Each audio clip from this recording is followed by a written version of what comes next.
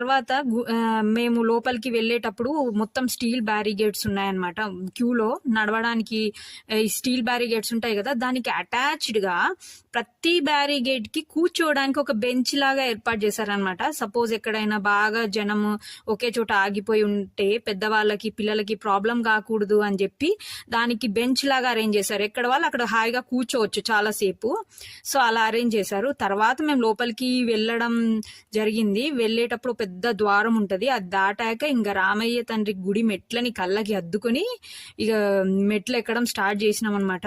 గుడి మొత్తం అద్భుతమైన శిల్పాలు చెక్కారు. ఎక్కడ చూసినా శంకరునివి, మన గణేశునివి, ఇంకా అమ్మవారివి, నారాయణునివి, ఆంజనేయ స్వామివి శిల్పాలు ఉన్నాయన్నమాట.